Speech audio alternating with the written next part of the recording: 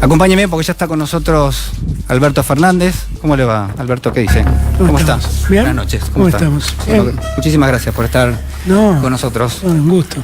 Bueno, a ver, un escenario yo describía recién donde la economía, lo social en general, no ha experimentado ningún tipo de cambio, por lo menos de lo que tenemos en los últimos meses. Ahora hay un gobierno que está poniendo en marcha, se supone, un plan financiero nuevo y que pretende hacerlo con tasas de interés realmente muy elevadas. Digo, ¿cuál es la lectura que está haciendo de esto?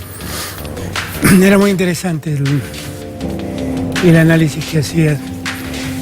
Yo vengo de dar una charla con gente del ESMATA, sí, y le decía a Roxana que se quedó preocupada por algo que había dicho. Yo tengo la impresión de que el gobierno está repitiendo absolutamente lo que pasó con la Alianza. Exactamente igual. La Alianza en determinado momento se complicó con la idea de cómo pagar la deuda y fue el Fondo Monetario.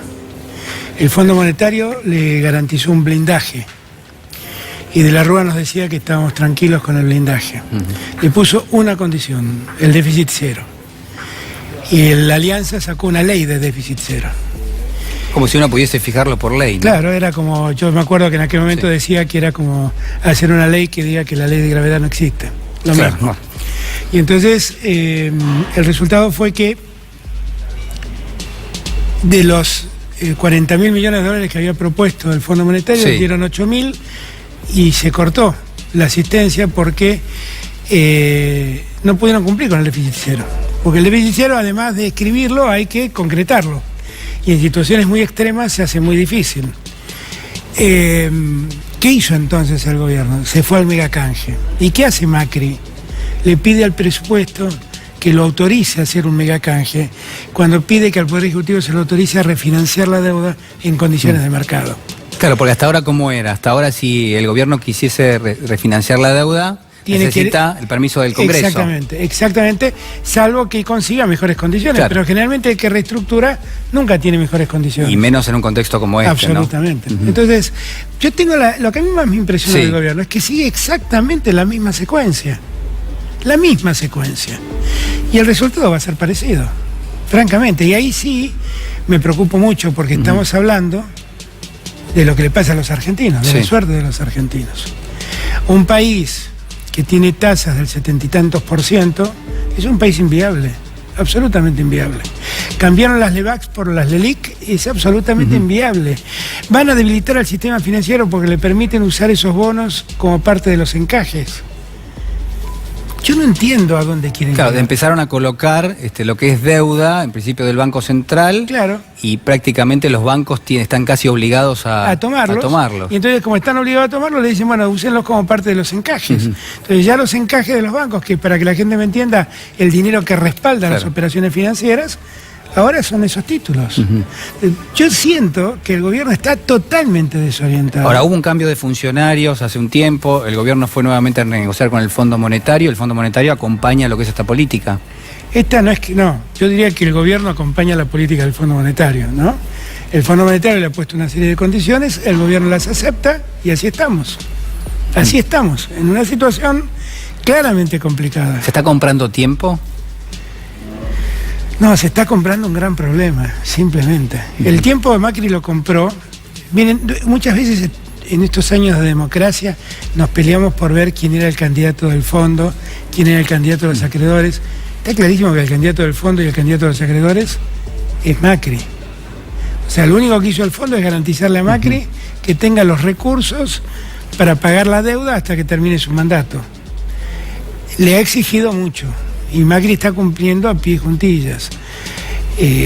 Yo siento que nos estamos metiendo en un problema del que nos va a costar mucho salir. Por eso, si Macri quiso ganar tiempo, lo que no advirtió es el problema a corto plazo que se está ganando. ¿No? ¿El Fondo Monetario le ha financiado casi, o podemos decir que está en vías de financiarle la campaña electoral al presidente Macri? Sí, pero la pregunta es, ¿qué va a pasar cuando el déficit cero no ocurra? ¿Qué va a pasar? ¿No se va a cumplir con el déficit cero? No, es imposible de cumplir. Es virtualmente imposible. Pero se va a negociar ahora en el presupuesto. Sí, pero más allá de lo que se escriba, después hay que entender que más o menos el 80% del presupuesto son gastos sociales. jubilaciones o planes sociales. Entonces, en verdad, hacer el ajuste sobre el 20% restante es virtualmente imposible, no alcanza para nada. Y si se quiere tocar eso, jubilaciones o planes sociales, estamos en vísperas de un conflicto enorme. Entonces, yo dudo mucho que el déficit cero se logre. Primero, vamos a entender que déficit cero no va a haber nunca por años en Argentina. Sí, porque va a estar déficit financiero. Claro, ¿no? que además es creciente, lo que vamos a tener es un déficit primario que ni siquiera va a ser cero. Se está logrando reducir a un costo altísimo, ¿no? Parando obra pública, en fin, ajustando todo lo que han ajustado. Y Fernández, ¿cómo ve el escenario político? Hace algunos días nada más se lanzó, o al menos la intención fue lanzarse, una mesa que representa distintos sectores de la política. Sergio Massa, estaba Schiaretti, bueno, también, allí estaba el gobernador Urtubey, entre otros, bueno, Pichetto también. ¿Cómo ve ese sector? No, es un sector. Es un sector que es un sector enojado con Cristina, que quiere expresar a una parte del peronismo enojado con Cristina. Es un sector que ha hecho algunos de ellos han hecho un enorme esfuerzo en los últimos tiempos intentando diferenciarse del gobierno, porque muchos de ellos fueron muy complacientes con el gobierno. Y creo que realmente les cuesta mucho que la gente vea allí un espacio opositor. Ahora, en tanto y en cuanto ellas quieran representar un espacio opositor distinto al de Cristina, a mí me parece legítimo, absolutamente legítimo. Y ojalá progresen. Es un espacio que, honestamente hablando, es un espacio donde el único que tiene votos es Sergio Massa. Y todos los demás medran en la medida que Massa no sea candidato. Ahora, yo siempre aspiro, y lo hablo muchas veces con Sergio, a que se entienda que la única alternativa que tenemos de dar una pelea franca y contundente a Macri es uniendo a la fuerza opositora. Y convocar en la oposición a ellos y a muchos otros, que cada uno exprese la oposición como quiera expresarla, pero no dividiendo la oposición, porque dividiendo la oposición le hacemos un favor a Macri. Y si ellos son opositores, yo confío en que no van a abrir una fuerza al margen de la fuerza opositora, porque esta famosa avenida del medio, que alguna vez acompañé yo a Sergio en esa idea, la historia me fue demostrando que es una ilusión óptica que generan las encuestas. O sea, la avenida del medio, ese espacio político... Es una ilusión óptica que generan las encuestas. Corea del Centro, como se lo llama. Corea del Centro. Exactamente, pero es una ilusión óptica. ¿Por qué? Porque ocurre que en cierto momento la gente lo que dice es la pregunta correcta, políticamente correcta. No estoy ni con Cristina ni con Macri. Se sientan independientes. Pero a medida que el tiempo transcurre, la gente toma posesión. Entonces, en verdad, a la hora de pescar votos, hay dos lagunas para pescar. La laguna de Macri y la laguna opositora. Y lo que yo siento es que a veces algunos de estos sectores que caminan por la laguna del medio piensan que tienen la carnada para pescar peces en la laguna oficialista. Pero no tienen la carnada esa. La carnada para eso la tiene Macri, que logra broquelar el odio antiperonista en un solo lugar. Entonces, yo confío que finalmente entiendan que hay que pescar en la laguna opositora y que en todo caso se esmeren por conseguir una mejor carnada que la que tienen hoy, que les da para lo que les da. Pero que entiendan que no existe ese camino del medio del que están hablando. A medida que el tiempo pasa y la elección se acerca, es como esos pasillos que uno ve en las películas de James Bond, donde las paredes se empiezan a enangostar. Eso es lo que pasa. Ahora, ¿cómo imagina el escenario del 2019, teniendo en cuenta, por ejemplo, que hasta ahora al menos, de lo que son los principales candidatos de la oposición, bueno, está Felipe Solá, hay algunos candidatos, está también Cristina Fernández de Kirchner. ¿Usted imagina a Cristina candidata? No puedo descartarlo. No puedo descartarlo, tampoco puedo afirmarlo, no lo sé. Digo, Cristina es, sin duda, la dirigente política con más votos de la Argentina, en el peronismo y fuera del peronismo. ¿Cristina tiene más votos que Macri hoy? Sí, absolutamente. ¿Y en un eventual balotaje? En un eventual balotaje, Cristina le gana a Macri, pero si quiero ser franco, no es que le gana a Macri por méritos de Cristina, le gana a Macri porque el malestar con Macri es tan grande que si Julián se presenta como opositor a Macri, también le gana a Macri. No es que Cristina rompió un techo, es que Macri picó su piso. Y entonces todos pasan para arriba. Hoy en día cualquiera le gana a Macri en segunda vuelta. Cristina también. Ahora, al margen de esto, Cristina es hoy la candidata con más votos, sin ninguna duda, en la política argentina. Sin ninguna duda. ¿Ese espacio puede llegar a albergar, por ejemplo, a distintos referentes del peronismo, de lo que se llama el peronismo dialoguista? Pero es que el sentido común nos obliga a que si nosotros no podemos estar unidos, le estamos haciendo un enorme favor a Macri. Y si le hacemos un favor a Macri, la gente nos va a recriminar mucho. Mucho. Porque Macri, el único mérito que yo le reconozco a Macri es que ha sabido poner bajo un mismo paraguas a todo el antiperonismo. Empezó presentándose como un anticristinista, pero con el correr de los días empezó a decir el problema que tiene Argentina son los 70 años de peronismo. Y entonces empezó a pelear con el peronismo. Y ha convocado a todo el antiperonismo, ese antiperonismo furioso que prefiere vivir mal antes de que lo gobierne un peronista. Y nosotros tenemos que unir fuerzas en la oposición, tenemos que convocar a todos, tampoco al peronismo, hay que convocar a los sectores de izquierda, a los sectores progresistas, a reconstruir un gran frente patriótico. ¿Se puede hacer eso? Yo veo que hay mucha margen voluntad, para hacerlo, yo veo que hay mucha voluntad, porque además la calle a uno lo impulsa a hacer eso. En la calle lo que nos paran nos dicen únanse, es el reclamo generalizado. Sí, pero a veces hay protagonismos o hay egos, a veces es complicado. La política la hacen los seres humanos y los seres humanos solemos tener miserias y a veces esas miserias aparecen, pero no nos van a perdonar nuestras miserias si es que por nuestras miserias Macri vuelve a ganar. Quiero llevarlo al plano de la justicia. Declaraciones del ministro de Justicia, Germán Garabano, en las últimas horas, que dice: nunca puede ser bueno para un país que un expresidente esté detenido o que se pida su detención. ¿Qué le sugirió esta frase, que obviamente fue rechazada por Elisa Carrió, pidió el juicio político del ministro Garabano? Yo quiero ser franco, a mí Elisa Carrió no me parece una persona cuyas opiniones de este tipo de cosas merezcan ser consideradas. Elisa Carrió no es ni una persona preparada, nunca he leído un artículo pero es un referente científico del derecho escrito por ella. No sé desde qué lugar habla, no sé con qué autoridad habla. Bueno, es un referente del gobierno, ¿no? No, está bien. Lo que digo es que yo, que he sido muy crítico de Garabano, que me parece un muy mal ministro de Justicia, que ha facilitado el intervencionismo del Poder Ejecutivo en todos los estratos judiciales, tengo que decir que en esto no se equivoca. Y tengo que decir que cuando escucho a voces como Ricardo Gil Lavedra, que parece haber cambiado últimamente, y lo celebro, que dicen se está aplicando con una ligereza muy grande el Instituto de la Prisión Preventiva. La prisión preventiva, ¿no? También de esto hizo referencia a Garabano. Claro, me parece que está bien. O sea, yo, que he sido un gran crítico de Garabano, lo que percibo es que en este punto no lo puedo criticar a Garabano. Ahora, ¿qué la enoja a Carrió? Que se rompe su libreto de meter presa gente. Miren, esto no es un Estado de Derecho. La verdad que si la República va a funcionar con esas lógicas, yo quisiera estar en otro lugar. A mí me parece que lo que tenemos que preguntarle a la señora Carrió es por qué su gran amigo de andanzas, Pepín Rodríguez Simón, andaba la semana pasada reunido con el presidente de la Cámara Federal en un bar de la avenida Santa Fe. Con Martín Irursun. Exactamente. Hay una fotografía. Hay una fotografía que ha circulado y que nadie habló. ¿Qué hacía hablando con el presidente de la Cámara Federal? Esa Cámara que cooptó.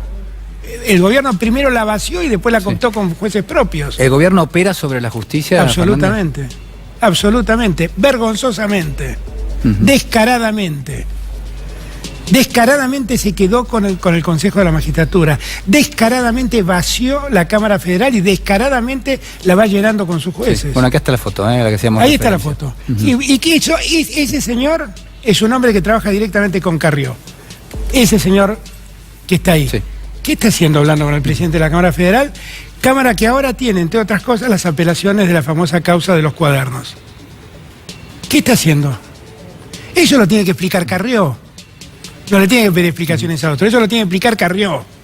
Entonces, la verdad que Carrió se ofenda con...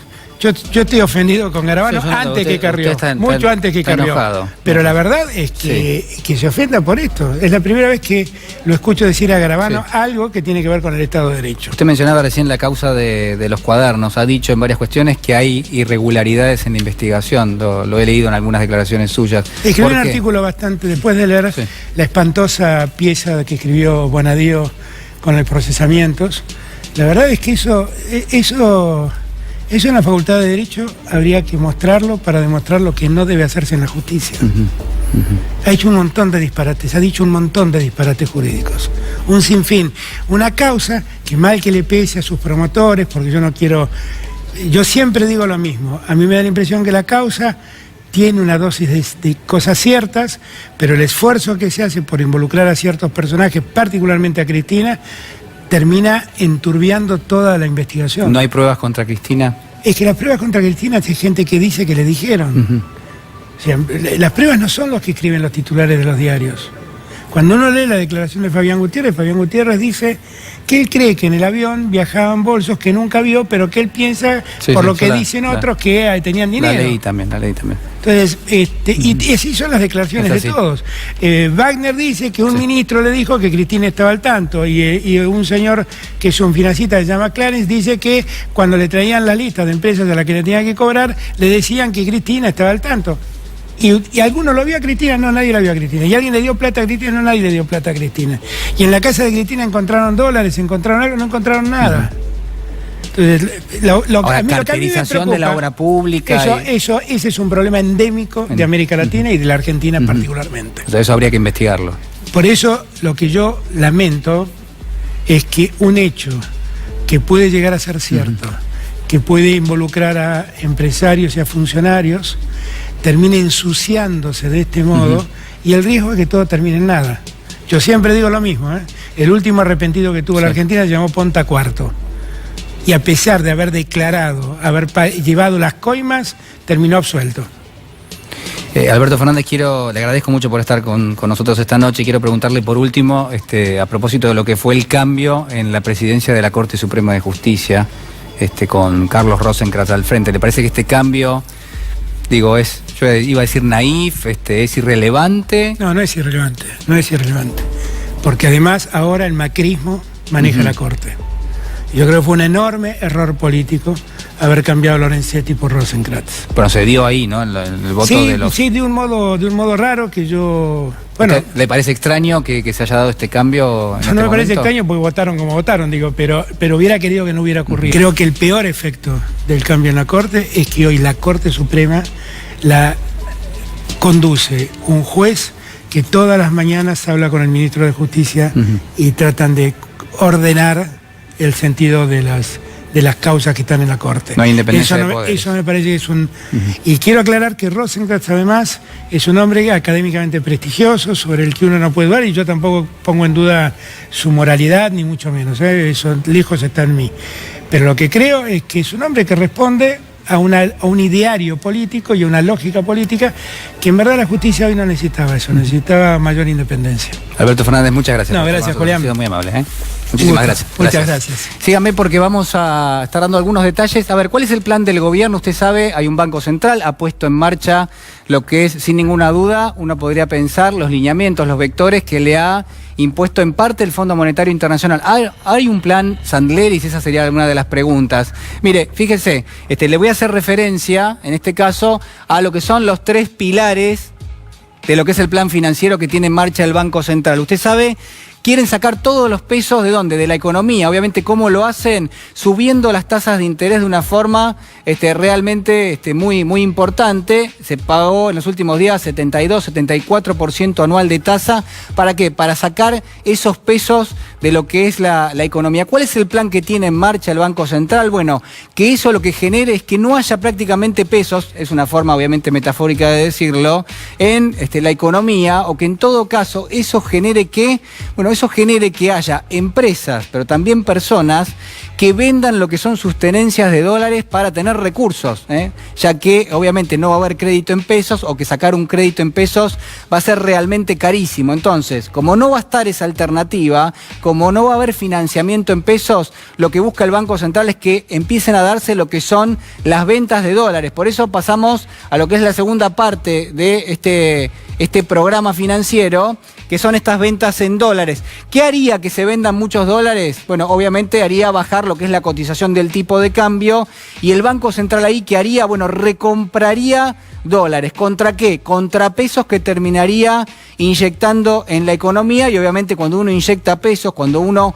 ofrece muchos pesos, el precio de un producto que es muy ofrecido tiende a bajar. Por ende, el plan se completa con que si uno ofrece muchos pesos, obviamente en la economía, la tasa de interés tiene que ir bajando. Así es el círculo virtuoso que está tratando de imponer el Banco Central. La realidad es que lo está haciendo casi con un esfuerzo importante en materia de emisión de lo que son estas LELIQ, estas letras que emite el Banco Central.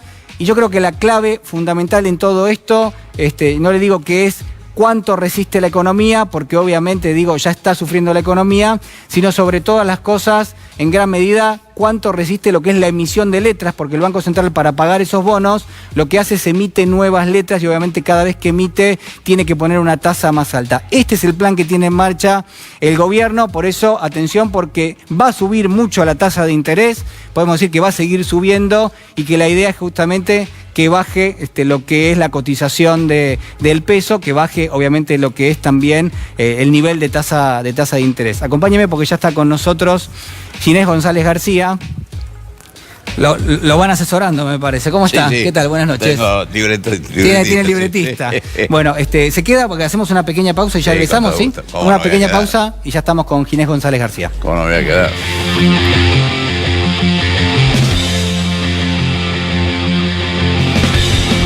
Seguimos aquí en Recalculando. Muchísimas gracias por esperarnos. Ginés González García está con nosotros para hablar de todas las cuestiones, ¿no? A ver, fuera de corte, recién usted me daba una primicia, lo compartimos. Hablábamos recién con Alberto Fernández, nos decía, bueno, hay margen para negociar un frente común dentro del peronismo.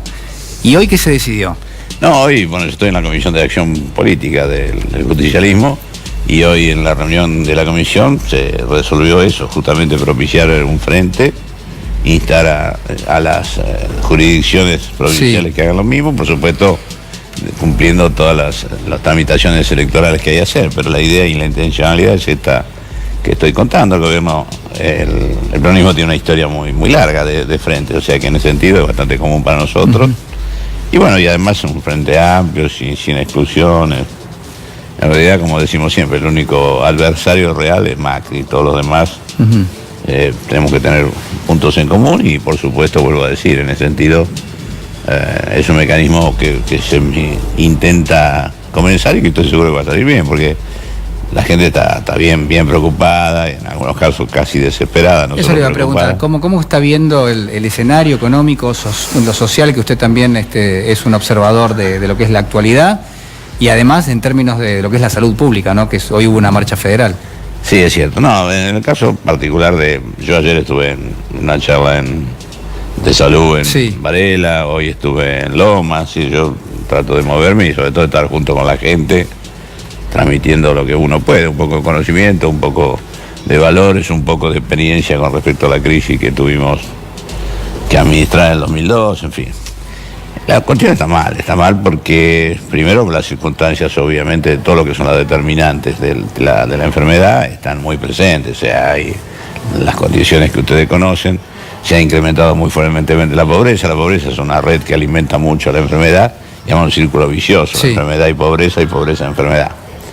Pero a todo eso se une una circunstancia que yo creo que es trágica, que es la desaparición, o si usted quiere, la devaluación del Estado Nacional. Decir esto como en un momento como ese, decir Estado Nacional, me devalúo, bajo su nivel. El Estado se está replegando, dice usted. En sí, ese punto. No solo lo bajó como ministerio, sino es el presupuesto más bajo, todos los años lo fue bajando. Por la degradó a secretaría, ¿no?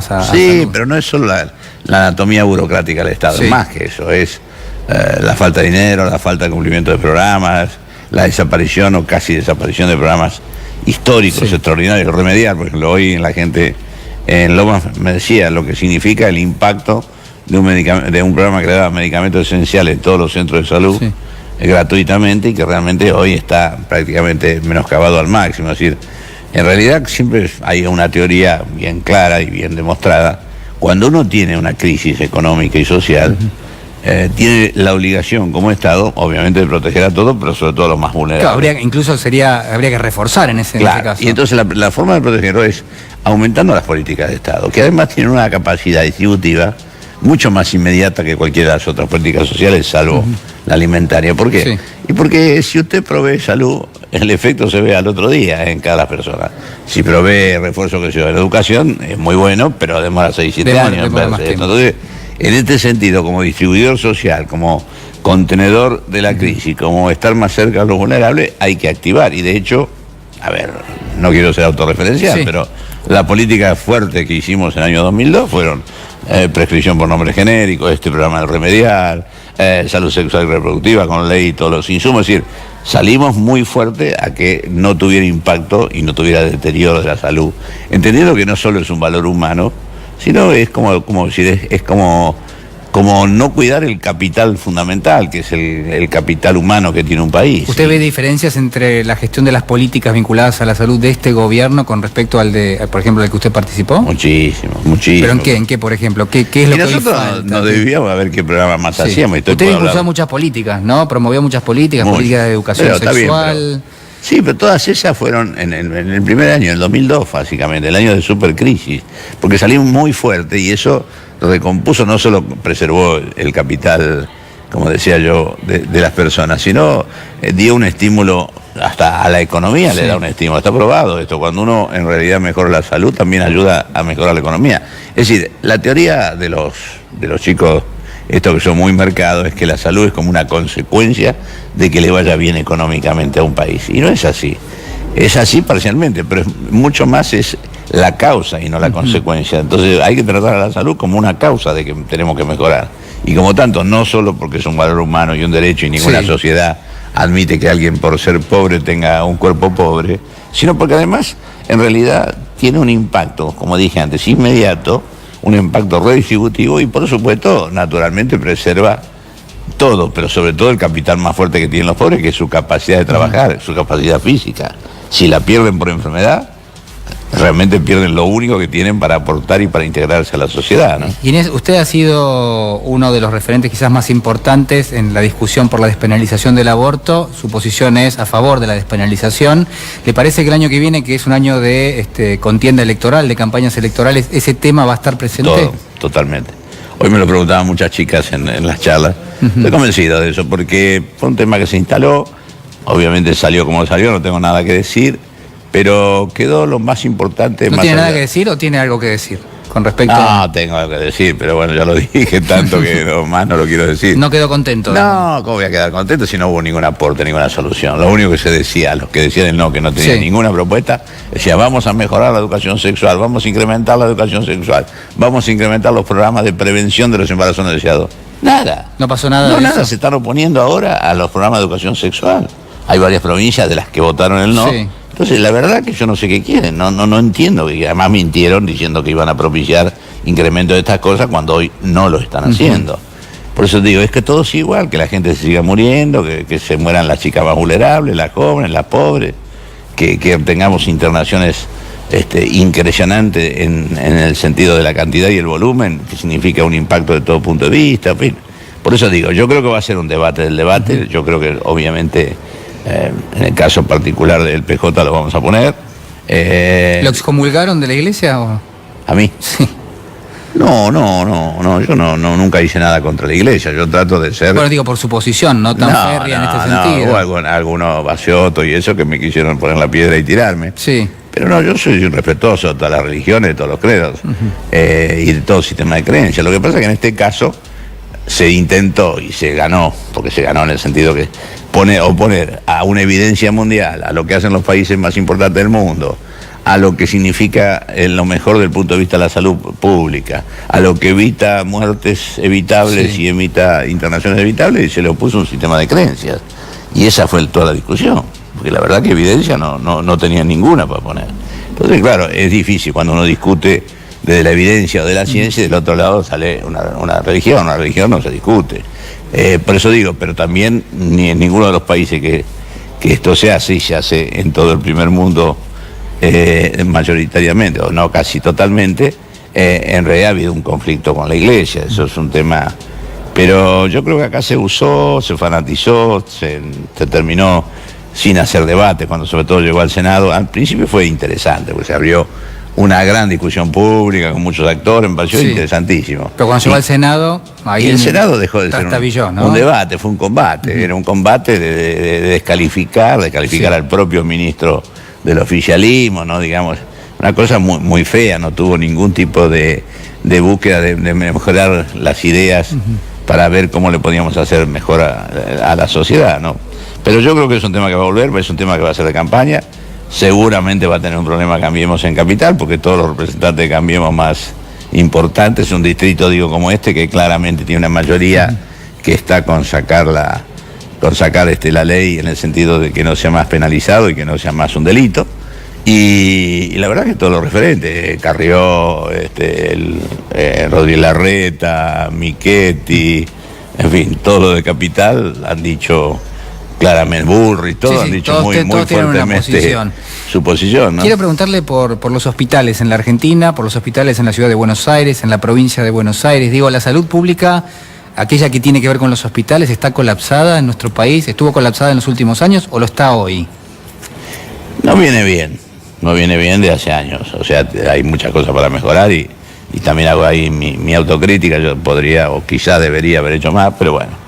Pero nunca estuvo tan mal como ahora. ¿Por qué? Porque se da además una circunstancia. Primero, se retira del escenario de apoyo y de trabajo conjunto de la nación, de las provincias y los municipios, es decir, los deja solos. O sea, la provincia hoy... Con un argumento que usaron los gobiernos militares. Constitucionalmente las provincias son responsables de la salud, no nos metamos. Es lo que están diciendo. Esto obviamente deja, vuelvo a decir, en una Argentina, que son varias Argentinas, si usted no tiene un gobierno nacional que inclusive compensa la desigualdad. Y porque en algunas provincias son más pobres que otras. Por supuesto. No son todas iguales. A ver, ¿cómo va a comparar la ciudad de Buenos Aires? ¿Cuánto es el presupuesto de la ciudad de Buenos Aires? 140 mil millones. Sí, además de ser el presupuesto, tiene el nivel salarial más alto del país. Nivel también, salarial, la menor cantidad de pobres, pero además el presupuesto más alto per cápita y global. Matanza tiene casi la misma población, un poquito menos, pero mucho más pobre, o sea, como población vulnerable tiene mucho más, básicamente un poquito menos la superficie, y Matanza tiene 4.500 millones, al lado de los 140.000 millones. Entonces, ¿cómo va a comparar el sistema de uno de otro? Es milagroso lo que hacen los otros. Sin embargo, Capital tendría que tener mucho mejor sistema, muchísimo mejor sistema, y hay mucha inversión en cosas que, para mi modo de ver, no tienen esa prioridad, y sin embargo hay escasísima inversión en salud. Ustedes lo ven, los hospitales hace años que no se modifican, no se mejoran, se habla hasta de proyectos inmobiliarios con respecto a viejos hospitales. Entonces, en este sentido, en un momento de crisis, toda la salud es importante, pero más que ninguna es la salud pública. Y en ese sentido, vuelvo a decir, este golpe que se da, además con aumento de inflación, los precios de la salud están muy dolarizados. Porque este gobierno dolarizó todos los precios, lo del alimento, lo de la nafta, lo de la tarifa, lo de cualquier otra cosa que uno mire, pero también lo de la salud. Y entonces la salud tiene muchos insumos que son importados, los medicamentos, sobre todo hay algunos medicamentos que son importados completamente, lo cual también encarece muy fuertemente, y eso hace que la accesibilidad esté cortada. Hoy se está vendiendo en las farmacias un 20% menos de medicamentos que hace un año. Eso significa el golpe que tiene en el bolsillo. Hay medicamentos prescriptos, por ejemplo, los jubilados que van y no pueden pagar el coseguro, lo que le toca a ellos, y no lo compran. Y esto me lo decían hoy los farmacéuticos. Bueno, usted enfrentó mucho lo que fueron los laboratorios en su momento, en su gestión, para tratar de tener acceso, que la gente tenga acceso a lo que es la medicación genérica, ¿no? Pero más que tener, sí, está bien, hicimos, y la otra, el promediar 15 millones de personas con acceso a medicamentos, pero en verdad más que enfrentar, lo que hay que hacer es acceder la gente a este tipo de bienes, ¿no? Y cuando uno se encuentra con que por farmacia, que son los que más dinero tienen los que van, o los que tienen dinero, por otros ni siquiera van, hay un 20% menos de venta de medicamentos que el año pasado, en el mismo mes, uno está diciendo, la gente está restringiendo hasta en cosas absolutamente imprescindibles, y mucho más personas grandes que tienen medicamentos por enfermedades crónicas, hipertensión, etcétera, que no pueden suspenderlo, pero que no tienen alternativa. Ginés, quiero preguntarle, la verdad que le agradezco muchísimo por venir. ¿Me está echando? No, todavía tengo unos minutos, pero quiero pasarlo al Ginés íntimo, si me permite. Sí, no, bueno, tampoco para tanto, pero digo, ¿qué recuerdo tiene de Néstor Kirchner usted? Bueno, muy bueno. Desde Racing a veces pienso que contento. Eso le iba a preguntar, ¿fue a la cancha alguna vez con...? Sí, fue la última vez que Usted es hincha de Racing y él también era hincha de Racing. Sí, claro, muy fanático. Mire, el fútbol a veces se usa como bandera para hacer un poquito de marketing político. Néstor era un fanático increíble, mucho más fanático de lo que aparecía, sí, tremendo. Pero una vez que fuimos, el día antes que asumiera, perdimos en cancha nuestra. Y entonces él no quería volver a ir hasta que nos volvieran a salir campeones, porque era muy cabalero también. Entonces, en realidad era terrible, porque yo iba a la cancha y estaba viendo el partido y me llamaba por teléfono a mí, que estaba en la tribuna mirando el partido. Para que le cuente cómo... No, este desastre, que cómo juega, hay que hacer algo. ¿Yo qué querés que haga? Le decía, bueno, ese grado de fanatismo. Para compartir. Sí, muy. No, en esto, sobre todo, en la época que yo estaba en Chile, que él fue mucho... Sí, usted fue embajador en Chile. Claro, tuve muchos años ahí.